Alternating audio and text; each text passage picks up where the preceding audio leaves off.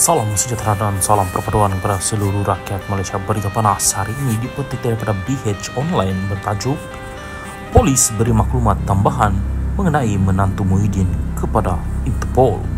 Berita penuh, Polis di Raja Malaysia PDRM sudah menyerahkan maklumat tambahan yang diperlukan Polis Antarabangsa Interpol mengenai Datuk Seri Muhammad Adlan Berhan, iaitu menantu bekas Perdana Menteri Tan Sri Muhyiddin Yassin. Ketua Polis Negara Tan Sri Razaruddin Hussein berkata, PDRM kini dalam tindakan menunggu maklum balas Interpol bagi meletakkan nama Muhammad Adlan dalam senarai notis MIRA.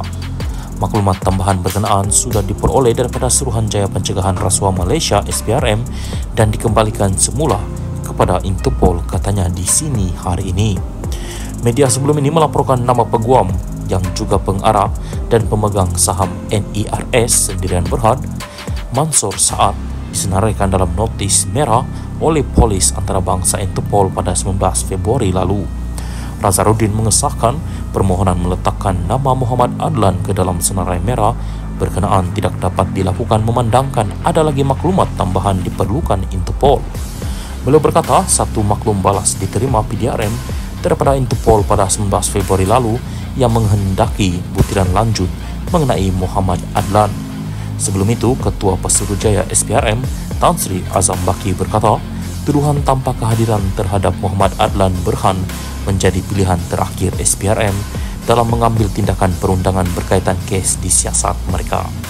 Beliau berkata, SPRM belum mengambil pendekatan itu berikutan yakin Muhammad Adlan masih boleh dikesan dan balik ke Malaysia untuk menghadapi pertuduhan terbabit.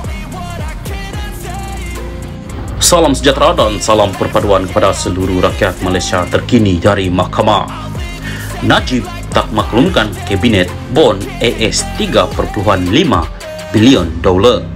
Berita penuh, seorang pegawai penyiasat SPRM memberi keterangan bahawa bekas Perdana Menteri Najib Razak tidak memaklumkan Kabinet mengenai terbitan bond 1MDB bernilai AS 3.5 bilion dolar. Nur Aida Arifin memberitahu Mahkamah Tinggi Kuala Lumpur petang tadi mengenai perkara yang didakwa dilakukan Najib berhubung penglibatan 1MDB dalam pengambil alihan dua pengeluar tenaga bebas IPP Tanjung Energy Holding Sendirian Berhad TEHSB dan Genting Senyen Sendirian Berhad.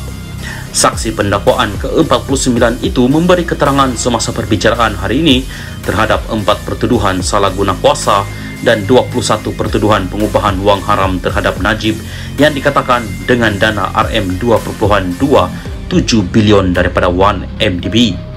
Najib sebagai Menteri Keuangan tidak memaklumkan Kabinet berhubung pengeluaran bond AS 3.5 bilion 1MDB, sedangkan sebenarnya obligasi pinjaman sebuah MKD syarikat milik Menteri Keuangan diperbadankan 1MDB akan memberi inflasi kepada keuangan negara. Kementerian Keuangan tidak mempunyai sebarang pengetahuan mengenai terbitan dua bond itu yang masing-masing bernilai AS 1.75 bilion untuk pemperolehan TEHSB dan Genting Senyen, kata Nur Aida kepada Hakim Perbicaraan Colin Lawrence Square. Berhubung bantahan oleh Peguam Bela Utama Muhammad Syafiee Abdullah mengenai dakwaan cakap dengar dan keterangan pendapat, Nur Aida memberi keterangan bahawa Najib didakwa menguruskan 1MDB menggunakan pendekatan top down.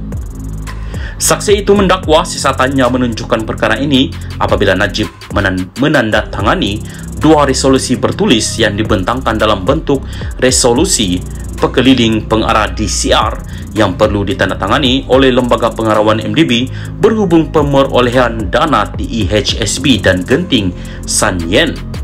Pengambil alihan IPP membentuk fasa kedua daripada 4 fasa yang didakwa berlaku antara 2011 dan 2014 dan didakwa mengakibatkan berbilion ringgit diseleweng daripada 1MDB.